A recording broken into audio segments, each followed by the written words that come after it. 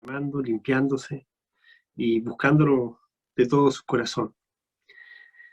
Vamos a continuar con esta serie de predicaciones que comenzaron hace ya dos sábados atrás, que tiene que ver principalmente con la aflicción, no solo para conocer más acerca de este tema, desde el punto de vista divino o de Dios, sino también para saber cómo finalmente, en la última predicación que vamos a tener acerca de este tema la próxima semana, logremos descubrir cómo vencerla.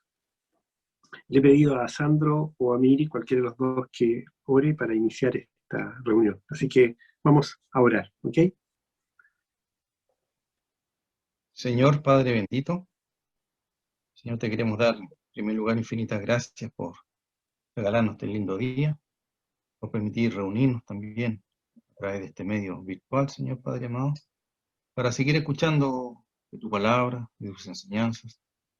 Señor, guía a Pedro, háblanos a través de él. Y Padre bendito, te queremos agradecer por esta semana, por todo lo que has permitido en ella, agradecerte por los trabajos, las personas que lo tienen, pedirte por trabajo para las personas que lo necesitan, pedirte, Señor, también por la salud de tanta gente que sabemos, Señor, que está pasando por diversas situaciones problemáticas de salud, Señor, una situación complicada. Pero es largo enumerar hoy día, Señor, pero tú sabes que tenemos una lista que te la diremos, Señor, más tarde.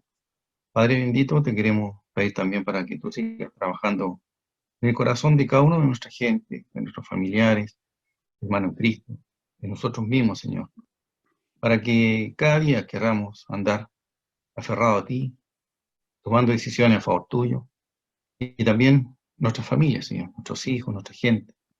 Te pedimos para que también tengan la claridad de querer, ese deseo, esa necesidad de querer, Señor, apropiar de ti, aprender de ti, y te lo agradecemos de ella, Señor. Padre bendito, te sigo pidiendo también por la salvación de los familiares o gente conocida que nos han pedido oración por ellos, Señor, por su conversión. Toca sus corazones, Señor, úsanos como instrumentos útiles para ti, para tu obra, Señor. Y gracias, Padre bendito, por todo lo que tú nos regalas inmerecidamente, Señor. En el nombre de tu Hijo Cristo Jesús, damos las gracias. Amén, Padre. Amén, Señor. Amén, Señor. ¿Habrá alguno de ustedes que no esté pasando por alguna aflicción? No lo creo. Yo estoy pasando por varias. ¿Habrá alguno de nosotros que no tenga temor? Tampoco lo creo.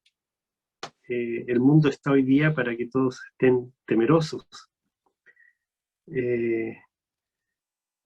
La situación en general es muy compleja, ¿sí? La humanidad está en crisis, la iglesia está en crisis. Cada creyente de cada iglesia, cada creyente en el mundo puede estar también en crisis. Y lo más triste es que muchos de nosotros podemos apreciar que el mundo está en crisis, pero el mundo no aprecia que está en crisis. Muchas iglesias dicen estar sanas y no están sanas porque no siguen la sana doctrina. Y muchos creyentes pueden estar en crisis sin percatarse de que la separación de Dios es una crisis. Lo que nos perturba, seguramente en algún momento de nuestras vidas nos puede llenar de dudas, ¿sí? Aplana nuestra fe, la minimiza, ¿sí? Porque la mente está trabajando en torno a lo que la duda está haciendo en la mente y que finalmente se asienta en el corazón. También permite la crisis que disminuya nuestra confianza en Dios y finalmente nuestra comunión, que es algo que nosotros tocamos el año pasado como un tema primordial, se enfríe. Ahora, las aflicciones pueden ser de variadas formas, ¿sí? No hay un capítulo o un pasaje o algún versículo que diga esta es la aflicción, ¿okay? Las aflicciones simplemente las entendemos de parte de Dios como una prueba. También pueden ser relacionadas con alguna decisión que nosotros tomamos de manera equivocada, inclusive cuando se tomaron en la incredulidad, que pueden todavía traer consecuencias. Y también porque Satanás le ha pedido, como lo vimos con Job, que Dios nos aflija, ¿sí? Y gracias a Dios por lo que entendemos, es una aflicción enmarcada. Es una aflicción que está siempre dentro de un paréntesis. No es sin paréntesis, no es para siempre. ¿Ok? Y vamos a leer capítulo 13 de Romanos, los versículos 12 al 14. Y yo creo que aquí, en relación a lo que estamos conversando, se nos puede dar mucha luz con respecto a este tema. Dice, del versículo 12 al 14, dice, la noche está avanzada. ¿Qué significa esto? Que el periodo en donde el mundo se está manejando bajo el poderío del maligno, ¿sí? Está por terminar. Tú dices, oye, bueno, este versículo que está en Romanos fue escrito hace 2000 años. Sí, efectivamente, hace 2000 años. Y cuando empezó, hace 2000 años, empezó la noche. Por lo tanto, la noche ha ido avanzando. Si uno lee todo lo que está entre el inicio del Nuevo Testamento y Apocalipsis, nos vamos dando cuenta que los tiempos se están corriendo vertiginosamente en esta generación. Y estamos llegando al final de la noche. Y por eso lo asevera Pablo y dice, se acerca el día. Por lo tanto, las huestes espirituales de maldad, ¿qué tienen que hacer? Apresurarse. ¿Apresurarse a qué? A destruir, a engañar, a mentir, a buscar la desconsolación, a provocar miedo, a provocar daño, a provocar temor, a provocar angustia, desesperación, frustración. Pero dice Pablo, se acerca el día. Entonces, para nosotros que estamos en esta generación que muchos creemos es la última, él dice, desechemos entonces las obras de las tinieblas y vistámonos las armas de la luz. ¿Sí? Andemos como si ya fuera de día. Honestamente, no en glotonerías, tampoco en borracheras, no en lujurias y lascivias, no en contiendas y envidia, sino vestidos del Señor Jesucristo y no proveáis para los deseos de la carne. O sea, es un tiempo de detenerse, es un tiempo de buscar otras cosas, es un tiempo, podríamos decir, también de conformarnos con lo que Dios hasta ahora nos ha dado. No dejes de pedir por las cosas que anhelas, pero que eso no te desespere porque no llega. Porque si la noche está avanzada y el término final está a punto de llegar, ¿qué importa si hay algunas cosas que Él no te dé? Porque hay un tiempo en donde te las va a dar igual. Entonces, busca, ¿sí? Y esta yo creo que es la clave, ¿sí? Busca vestirte con armas de luz. Ese es el punto. Isaías fue un hombre piadoso. Es uno de los profetas del Antiguo Testamento más leídos, porque también es uno de los libros más extensos de profecía, escrito por Dios a través del profeta, pero que nos llena de una luz impresionante. ¿Okay? Pero este Isaías estuvo en medio de una nación en crisis. Como hoy día el mundo está en crisis. ¿Sí? Ahora, nosotros podemos ser esos mismos hombres piadosos de los cuales le estoy hablando como Isaías en medio de este mundo en crisis, de esta ciudad en crisis, de este barrio en crisis, de este hogar en crisis. Porque no todo creyente tiene la particular bendición de vivir en un hogar en donde todos sean cristianos y en donde todos los cristianos que viven en ese hogar vivan para Cristo. Por lo tanto, puede haber hogares cristianos con gente cristiana dentro de ese hogar en crisis. ¿Ok? Entonces el desafío es muy grande. sumamente grande, sobre todo porque dice Dios ya la noche está avanzada, pero la recompensa puede ser maravillosa aún en este tiempo que reste en este mundo para la iglesia. Ahora, de todas maneras, la bendición más grande y maravillosa viene, ¿sí?, en el milenio. Por lo tanto, Dios no está negando ninguna de tus peticiones, al contrario, las está recibiendo. Y tiene considerada a cada una de esas peticiones darle respuesta. Si no es ahora, será en el tiempo venidero. Pero mientras tanto, aún creyentes en crisis están experimentando la misericordia de Dios. Y eso es algo muy, muy, muy delicado. ¿Saben por qué? Porque puede haber creyentes que con lo que tienen, que puede ser mínimo, se conforman. Y siguen viviendo, ¿sí?, de la misericordia de Dios, sin darse cuenta que Dios tiene para ellos algo mucho mayor, mucho más grande, una bendición mucho más plena. Por eso se trata solamente de esto: decidir vestirnos con armas de luz, dejar las cosas pequeñas, las niñerías, buscar la madurez espiritual para poder ser usados con el poder que Dios nos dice que puede usarnos, y para decidir no queda tiempo. Definitivamente ya no queda tiempo. Podemos estar pensando que esto lo venimos escuchando hace ya 10 años, 15 años, que la noche está avanzada y que ya no queda tiempo, y que cada año volvemos a repetir lo mismo. ¿Sí? Puede ser, porque no tenemos la fecha ni la hora, pero sabemos que sí se acerca todo apresuradamente a que culmine como Dios ha dicho que va a culminar. Por lo tanto, que eso no te desanime, al contrario, que te anime a orar, a buscar y a creer que el tiempo está cercano. Cuando yo leí por primera vez el capítulo 48 del libro de Isaías, creo que ni me puse a meditar en lo que estaba leyendo, tampoco dimensionar lo que estaba en este capítulo, pero hoy no es que tenga una claridad absoluta con todo lo que este capítulo significa, pero sí tengo más claridad que muchos años atrás, y es la que hoy día yo quiero compartir con ustedes.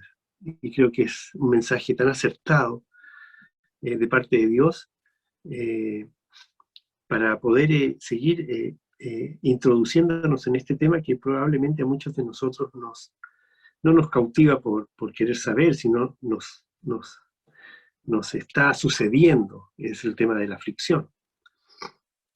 En este capítulo nosotros encontramos un lamento que Dios hace a través de su profeta. Este lamento es debido a la desobediencia de Israel. Y se produce porque Isaías está viendo lo que Dios también está viendo, y es la condición en la que se encuentra su pueblo. Dios tenía grandes propósitos para Israel, bendiciones tremendamente importantes y grandes. Lo único que pedía era que entendieran sus mandamientos, ¿sí? Pero lamentablemente ellos nunca decidieron obedecer del todo, y como consecuencia no lograron alcanzar la bendición que el Señor les tenía preparada para el pueblo en general. Hoy en día muchos de nosotros estamos igual debido a la falta de entrega. Entonces estás viendo que este capítulo de Isaías 48 es sumamente vigente. Es como que el propio Isaías nos esté hablando en un momento de crisis. Es como que si el propio Dios nos esté diciendo lo que nos está pasando. ¿Tú crees que no te está pasando? Yo creo que no me está pasando. Yo tengo que asumir que sí. ¿Sabes por qué? Porque de algún modo tú y yo estamos viviendo algún tipo de aflicción. Y lo que hoy día y la próxima semana vamos a entender es la razón por la que Dios permite esta aflicción en particular. ¿Ok? Vamos a comenzar entonces con el versículo 1 del capítulo 48. Este dice así: oíd esto, casa de Jacob, que os llamáis del nombre de Israel, los que salieron de las aguas de Judá, los que juran en el nombre de Jehová y hacen memoria del Dios de Israel, mas no en verdad ni en justicia. Esta es una acusación tremenda contra Israel. Y esta acusación tremenda contra Israel era por la idolatría, la obstinación y la hipocresía. Israel había conocido el verdadero culto, ¿sí? Pero desestimaron no solo las palabras del profeta, estaban desestimando las palabras de Dios, confiaron más en sus ídolos secretos, ¿sí? Por lo que tendrían que purificarse definitivamente en el cautiverio. Y esta es la aflicción que hoy muchos experimentamos por una razón, la purificación. Dios toma a Israel, lo lleva al cautiverio, pudiendo no haber permitido que fuese cautivo su pueblo, sino porque la obstinación del pueblo, el deseo de no entregarse, el deseo de desobedecer, no tenía ninguna otra opción, Dios, más que usar el cautiverio para la purificación. O sea, usar la aflicción para purificar. Y en nosotros la aflicción busca también lo mismo, purificación.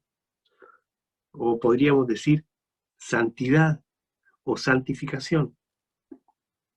Cuando algo te aflige, ¿sí?, es porque hay algo dentro de ti que tiene que ser entregado. Puede ser entregado de mala manera. Por ejemplo,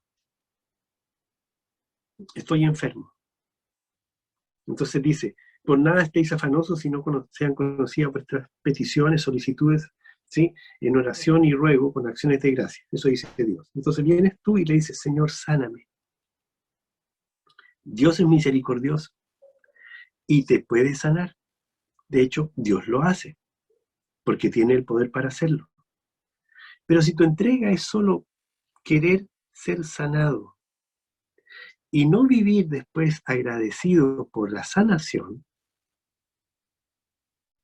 tú no estás siendo purificado, ni estás buscando la santificación.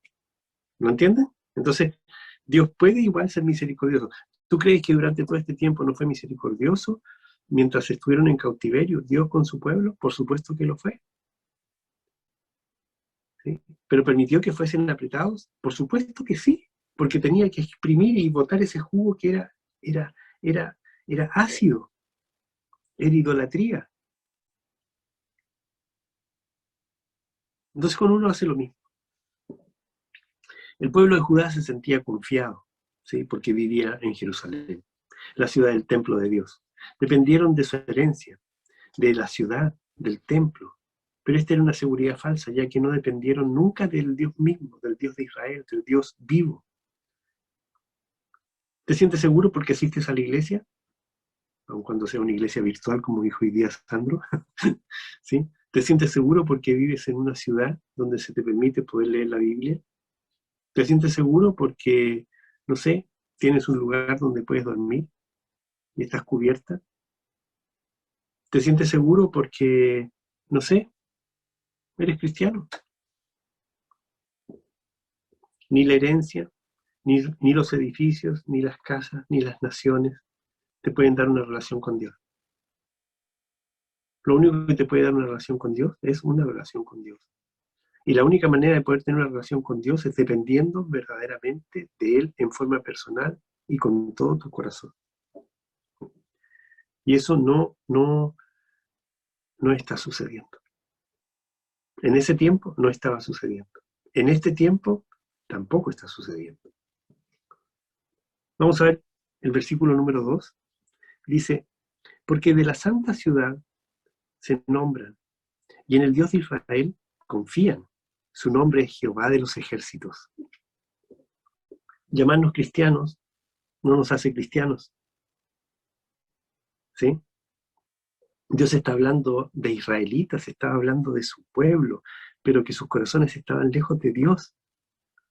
Esta fue una hipocresía que durante toda la historia de Israel estuvo presente, incluso en los tiempos de Jesús. Recuerda que la mayoría seguía a Cristo. Discípulos eran unos pocos. ¿Y por qué lo seguían? ¿Por el alimento? ¿Por los milagros? Por cierta seguridad que podían tener al estar cerca de Jesús, pero no por el amor que debían tener por Él. Este amor lo tuvieron algunos, Y Dios dejó incluso que uno de ellos mostrara un amor hipócrita, para que se dieran cuenta que también podían ser, entre comillas, algunos llamados discípulos, ¿sí? Sin serlo, sin siquiera ser creyentes. Hoy día a mí no me extrañaría que muchos pastores hoy día ni siquiera sean cristianos en algunas iglesias, porque tienen la herencia, nacieron en un hogar cristiano, pero no tuvieron nunca la necesidad de recibir a Cristo. Entonces saben todo y eso comparten, pero no es con un corazón entregado. Hoy la historia se está repitiendo. Dios usó muchas maneras para tenerlos lejos de la idolatría al pueblo de Israel. Les dio leyes que no los frenaron. Y fue por eso que añadió profecías, pero también añadió, junto con la profecía, añadió providencias que buscaban que se unieran a Él. Hoy sigue haciendo lo mismo en cada mensaje, con cada predicación y con cada prueba. Está buscando una sola cosa, que nos acerquemos mucho más a Él, que lo conozcamos mucho más a Él. Vamos a ver el versículo 3. Dice, y este versículo a mí me encanta, dice, lo que pasó, ya antes lo dije, y de mi boca salió, lo publiqué, lo hice pronto y fue realidad. Qué dramático, ¿eh? Qué dramático, porque lo que te está diciendo Dios es que lo que va a pasar, ya lo dije, de mi boca salió, está publicado y lo he empezado a hacer pronto y será una realidad. ¡Wow! Qué tremenda declaración la que está haciendo Isaías, dictada por Dios. Dice, a Israel los favorecí con grandes y notables profecías, y esas las dije con anticipación, y se hicieron efectivas. ¿Sí? Nada de lo que él dijo dejó de acontecer, incluyendo las calamidades que estaba viviendo en ese mismo momento como nación, bajo el dominio de Babilonia, todo Israel. Y en su providencia les dijo que un día se volverían a Dios y regresarían a su país.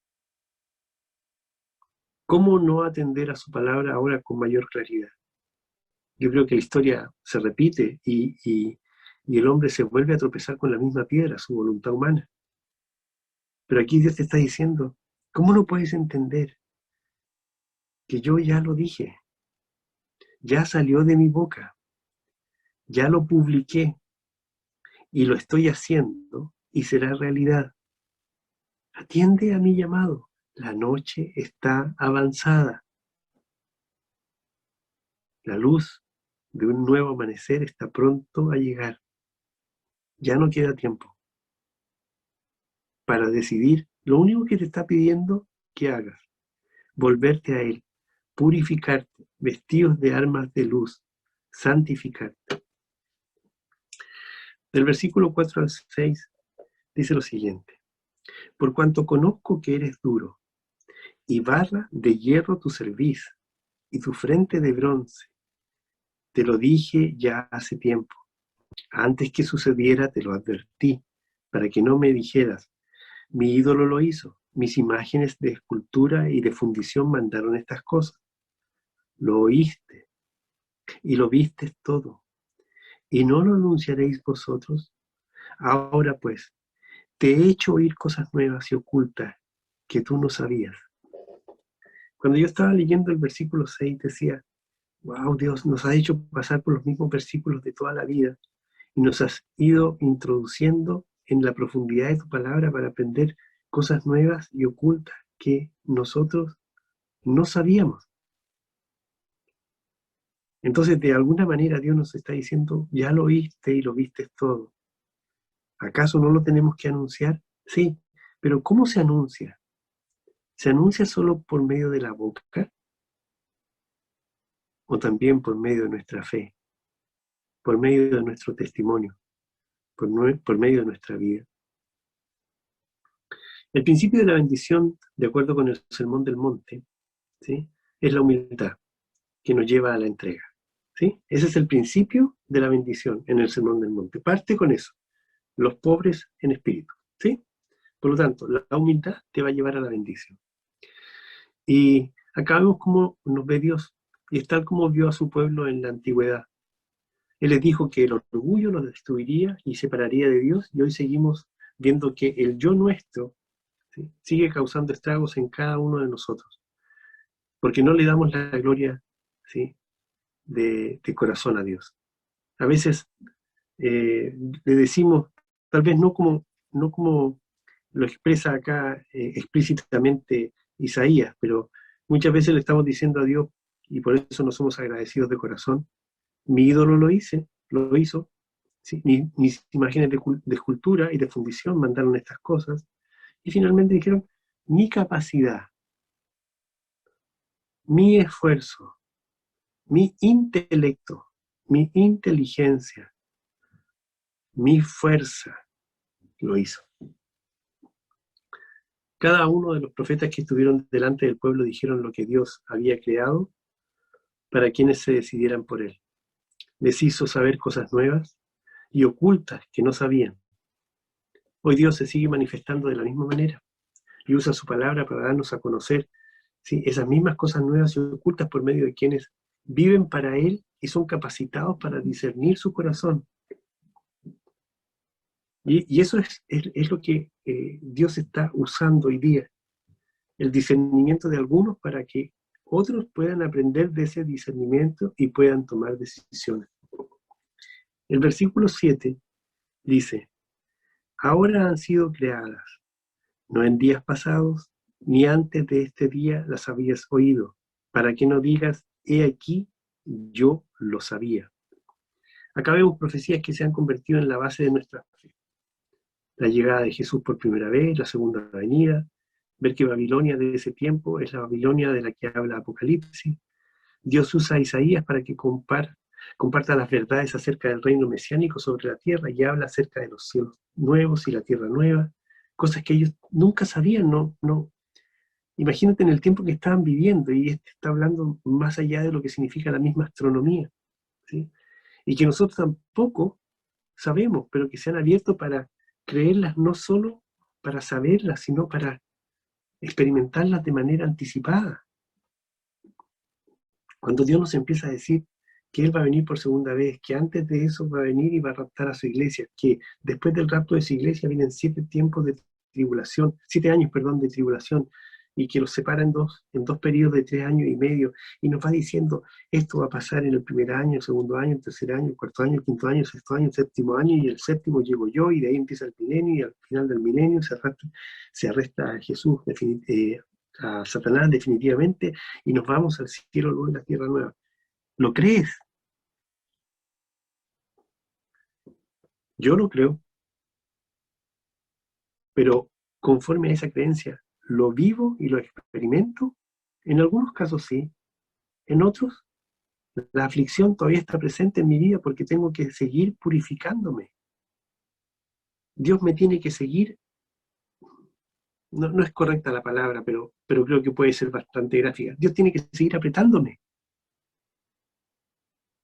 o acorralándome para que en algún momento yo diga: ya, no puedo más, pero sea de verdad una exhalación, ¿sí?, y bote todo lo que tengo. Y en esa aflicción derramada delante de Él, estoy diciéndole todo lo que siento, todo mi temor, todo mi miedo, toda mi aflicción. ¿Por qué no me entrego? ¿Qué temores tengo? Entonces, eh, es importante entender que todo lo que el pueblo vivió en ese tiempo del cautiverio, lo vivió por el amor de Dios. Es difícil entenderlo. Probablemente fue muy difícil para el pueblo escuchar que los profetas decían que por amor, ¿sí?, Dios estaba permitiendo todo eso en sus vidas en ese tiempo. Es difícil entender que hoy día, por el mismo amor que Dios nos tiene, permite la aflicción. Es difícil entender, ¿sí? Es difícil entender, por ejemplo, para una madre que pierde a su hijo recién nacido o de 1 año, 2 años, ¿sí?, que es una aflicción que Dios está permitiendo por amor a ella. Es difícil explicar eso, es difícil entenderlo. es difícil asumirlo. Pero en algunos casos se llega a ese punto, porque eso, en el ejemplo que estoy haciendo, hay una promesa que es la que el mismo David expresa. Mi hijo ya no viene a mí, pero yo voy donde mi hijo. Entonces, es el camino del nexo para que esa mamá, por ejemplo, pueda llegar al cielo. O para que se llene de la esperanza de que su hijo está en el mejor lugar posible y pueda comprender por qué la aflicción, que puede tener otros matices, sin duda. El versículo 8 dice, sí, nunca lo habías oído, ni nunca lo habías conocido. Ciertamente no se abrió antes tu oído, porque sabía que siendo desleal habías de desobedecer, por tanto te llamé rebelde desde el vientre. Nuestros oídos no habían sido abiertos antes del tiempo justo, antes del tiempo preciso. Sus oídos, ¿sí?, es decir, los del pueblo de Israel, tampoco. Ahora se nos ha revelado de manera precisa, casi con fechas exactas, y saben lo que está pasando, lo que viene, lo que va a suceder, casi como con un cronograma, como que si tuvieras un calendario en donde pudieras poner los años venideros y pudieras ir diciendo, esto va a pasar así, así, así, con algunos márgenes de error, pero vas a estar bien acertado. ¿Ok? Por lo tanto, está sucediendo lo mismo que ayer, pero no nos conmovemos y no creemos al 100%. ¿Acaso vivimos pensando en su regreso? ¿No? Yo te diría que no todos. Tal vez en esta iglesia, en donde hemos hecho mucho hincapié en su venida por la iglesia, por su cuerpo, sí, probablemente la mayoría de nosotros estemos pensando en su venida. Y no solo pensando, sino, tal como dice Pablo, amando su venida, que eso merece una corona.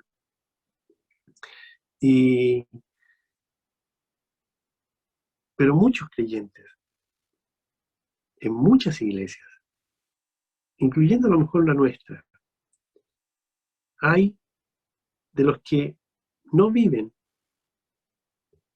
considerando su venida porque para ellos no tiene valor. Y solo viven pensando en el día de hoy día o en lo que van a hacer mañana, o en lo que necesitan en una semana más. Pero no pensando en que el Señor viene pronto y esa venida está tan pronta que tú vives enfocado en esa visión, con esa perspectiva, que de hecho Dios la ha dado para que algunos la puedan experimentar de esa manera. Y son aquellos que, volviendo a Romanos que acabamos de leer al principio, entienden que la noche sí ciertamente está avanzada. ¿Ok? Dios reveló cosas acerca del futuro que nunca había expresado antes. Eso oyó el pueblo de Dios, pero no se conmovió. Al contrario, siguieron siendo desleales, siguieron siendo desobedientes. Y sin duda esto Dios lo sabe desde siempre, por eso nos llama rebeldes desde el vientre, porque eso es lo que somos.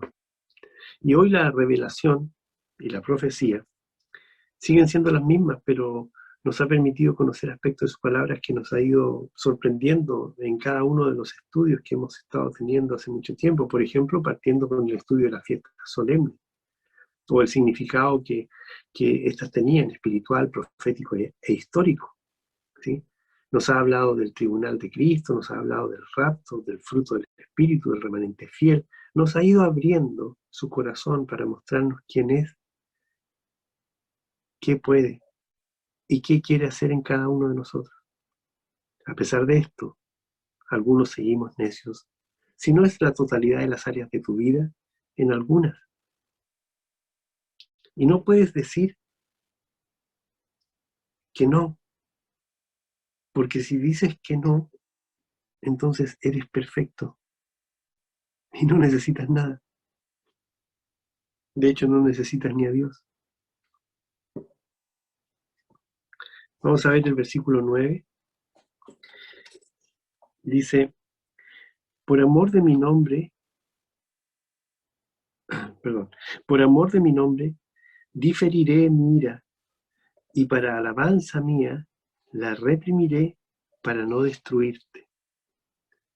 Lo que el pueblo esperaba en medio del cautiverio no tenía otra posibilidad que ser destruidos por completo. Esa era la expectativa que tenían estando en el cautiverio. Pero Dios los empezó a animar, les empezó a dar esperanza. Dos cosas eran claras para ellos. Se sabían indignos, ¿sí? Y de hecho estoy recordando las palabras con las que comenzamos esta reunión en la oración de Sandro, y él dijo, recibimos inmerecidamente, porque recibimos inmerecidamente. ¿O acaso tú te sientes merecedor de todo lo que Dios te tiene que dar o de todo lo que Dios te ha dado? No, es un regalo divino por su pura gracia. Entonces el pueblo se sentía indigno. Y que la empresa de liberación del cautiverio que estaban teniendo estaba llena de dificultades. Definitivamente era algo casi imposible. Pero ellos tenían el libro escrito. Dice, ¿acaso no lo dije? ¿Acaso no lo hice? ¿Acaso no lo publiqué? ¿Acaso no lo supieron? ¿No se acuerdan cuando Moisés los sacó de Egipto? Y en un momento de su huida se encontraron con las tropas de Faraón por detrás y el mar por delante. Y ahí la única posibilidad, la única salvación era que Dios hiciera algo. ¿Acaso no lo dije, no lo publiqué y no lo hice?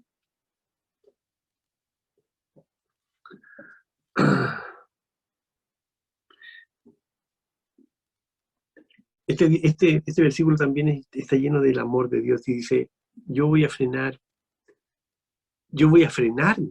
en realidad dice, para no actuar con ira, sino con amor. Y no los desea destruir. ¿Sabes por qué? Porque Él necesita que después el pueblo la alabe. Porque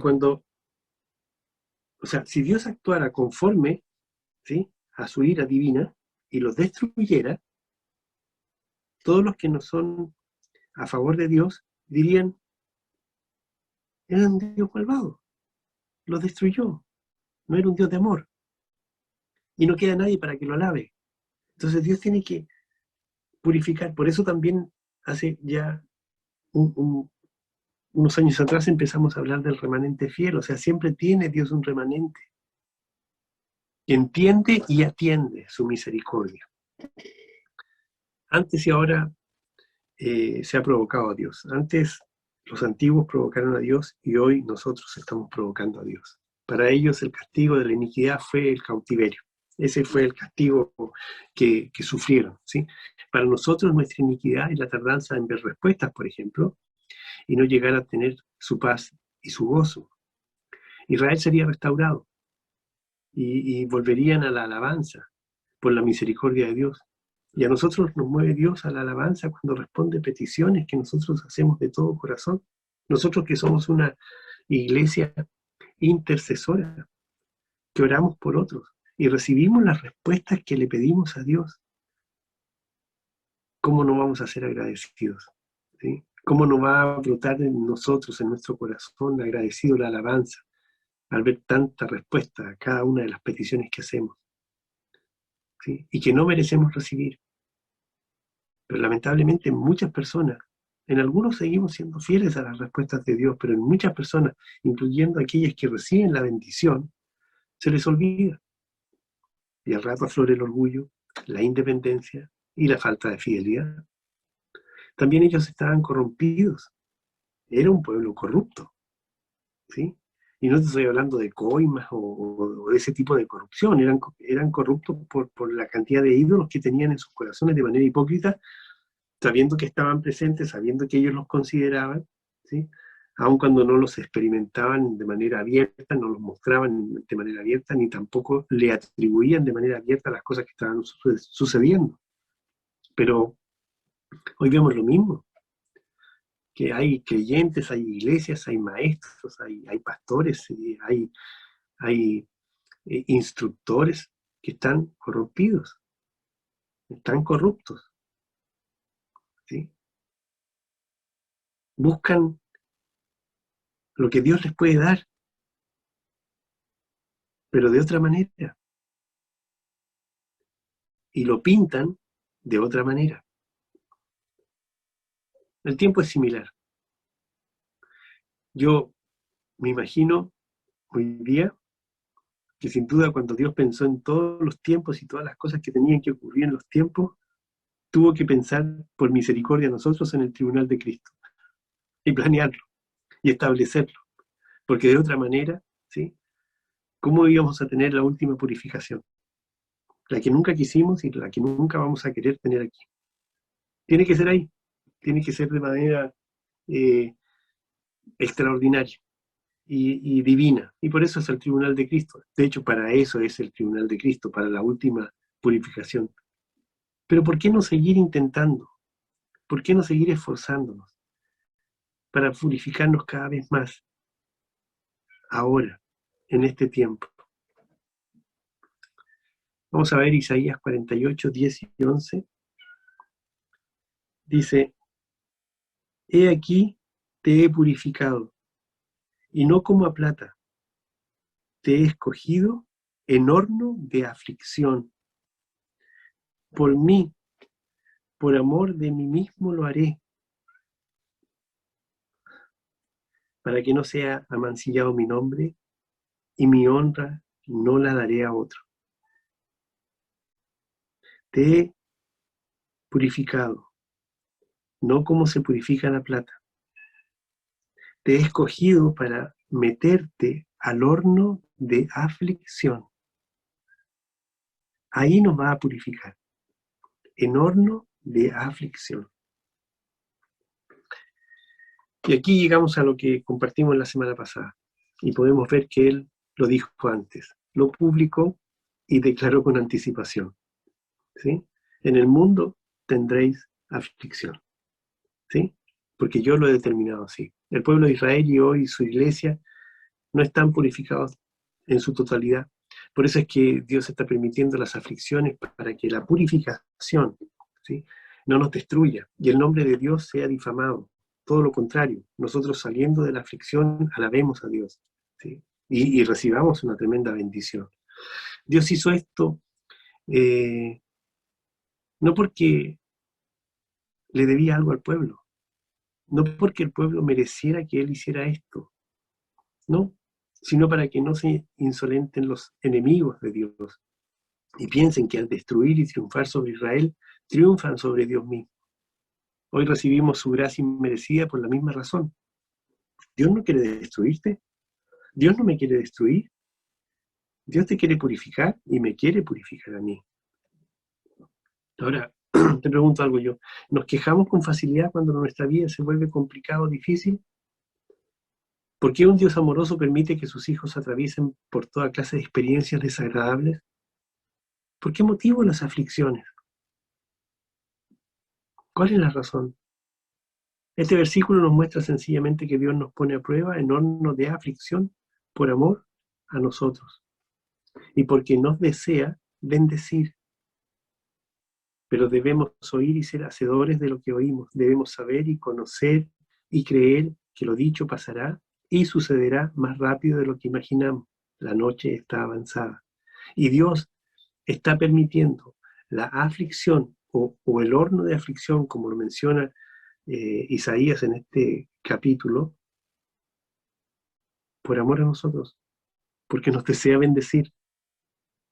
Difícil de entender.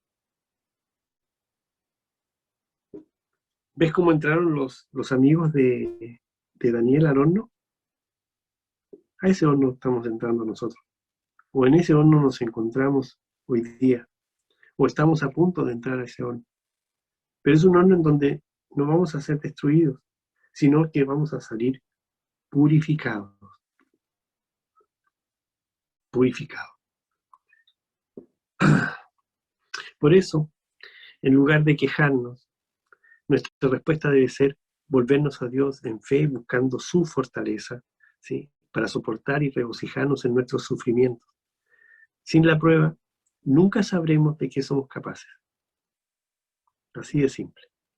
Ni creceríamos en la voluntad de Dios, en su conocimiento.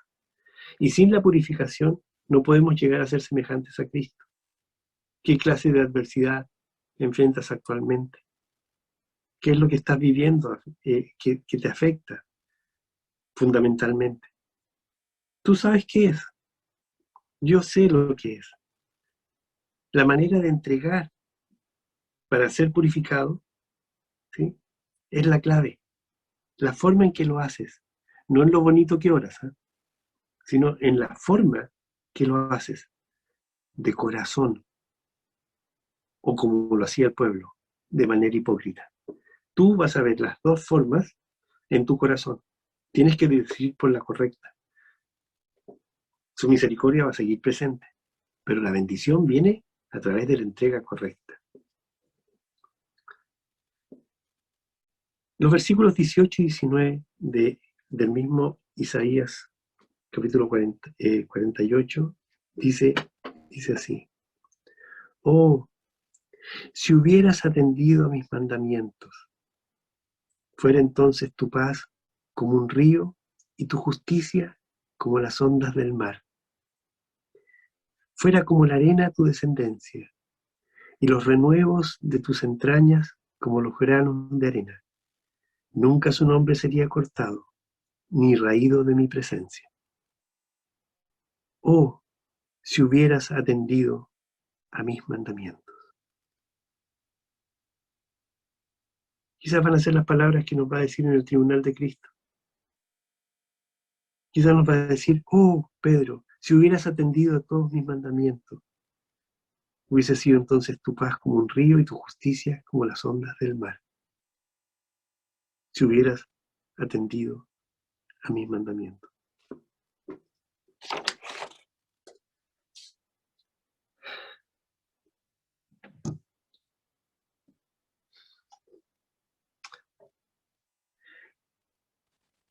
Precioso capítulo. Para meditarlo durante toda la semana y todo lo que resta de nuestra vida. Principalmente ese versículo que leímos recién, el 18. Oh, si hubieras atendido mis mandamientos. Solo eso, si hubieras prestado atención a mis mandamientos. Si hubieses querido amarme con todo tu corazón. No dejemos de amar a Dios. Dice la palabra que la noche está avanzada, se acerca el día, pero aún no llega. Hay tiempo. Hay tiempo. Podemos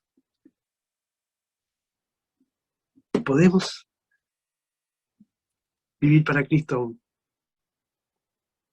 Yo sé que muchos de ustedes lo están haciendo. Pero este mensaje no nos deja ajenos a que hay algo más que podemos hacer. O hay algo más que Dios quiere hacer. O hay algo más que nos está sucediendo. ¿Sabes qué sentí la semana pasada? Estuve muy ocupado, lleno de trabajo, reuniones, un montón de cosas. Y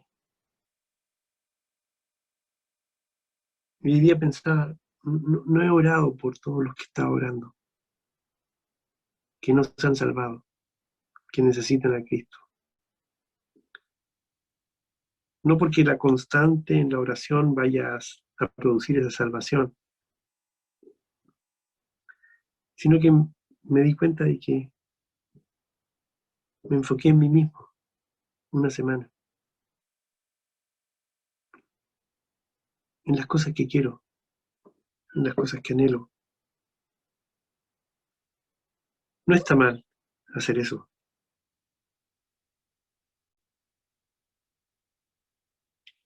pero demostró que durante una semana no tuve la entrega que tenía que tener para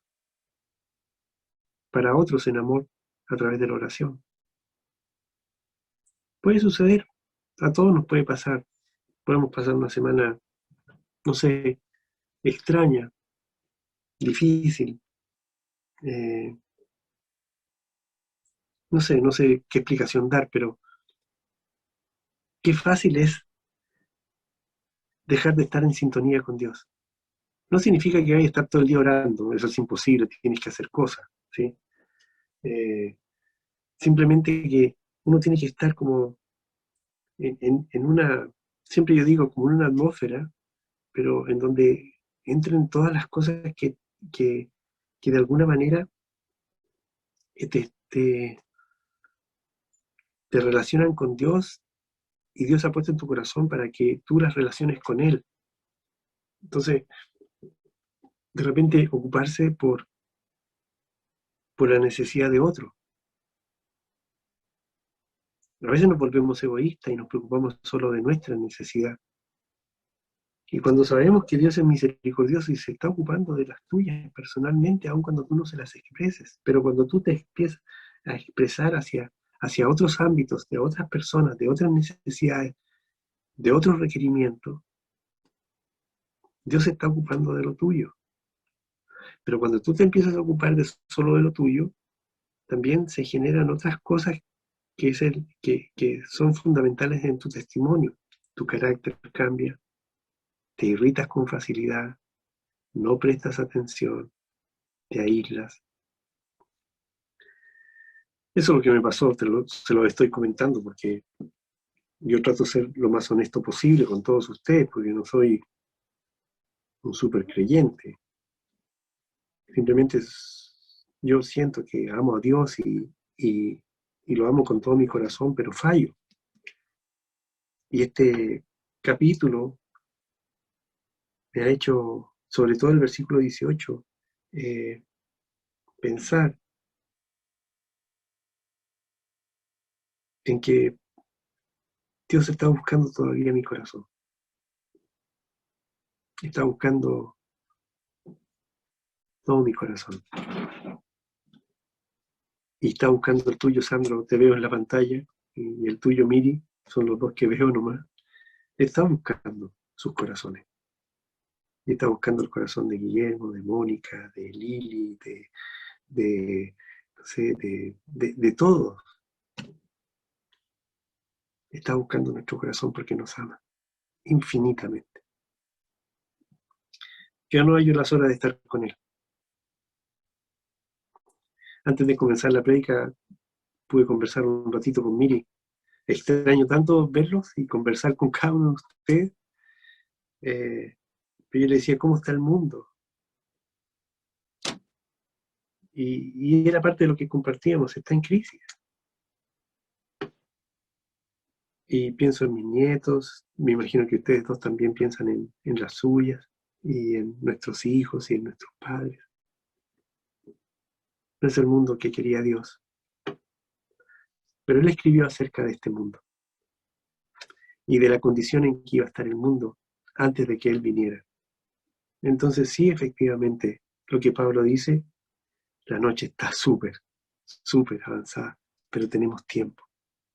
No es mucho, pero tenemos tiempo. Podemos decirle a Dios, Señor, ¿qué quieres? Y Dios te va a decir, quiero tu corazón, no quiero tu sacrificio, solo tu corazón, dame tu corazón, porque eres mi amada, eres mi novia, necesito tu corazón, necesito tu fidelidad, espera un poco más, ya vengo pronto. Y Apocalipsis termina diciendo, Señor, ven pronto. Vamos a orar. Dios bendito, Padre amado, te damos gracias, Señor, porque una vez más, a través de esta predicación, has tocado nuestros corazones. Y es la predicación de tu palabra, Señor, preciosa palabra, que nos has dejado para que nosotros nos llenemos de esperanza. Y creo, Señor, hablar por todos los que estamos hoy día en esta reunión, en esta predicación. Darte gracias porque eso ha pasado. Has tocado nuestros corazones, Señor. Y si nos estás buscando, Señor, permite encontrarnos. Si es necesario el horno de aflicción, ponnos en él, Señor, para purificarnos y santificarnos y estar más cerca tuyo. Bendícenos, cuídanos, prospéranos, sánanos, sálvanos, Señor. Y extiende esta misericordia que recibimos inmerecidamente a todos aquellos por los que estamos pidiendo, Dios. Como bien decía Sandra al principio, tantos que necesitan tu salud, tu trabajo, tu ayuda, tu amor, y tantos que necesitan, Señor, ser salvados. Padre bendito, ven pronto, Señor. Anhelamos que nos vengas a buscar. De verdad, Señor, yo creo que todos los que estamos hoy día aquí presentes en esta predicación deseamos oír la trompeta de Dios e irnos contigo. Bendito seas, Padre, en el nombre de Jesús y por todos sus méritos. Amén.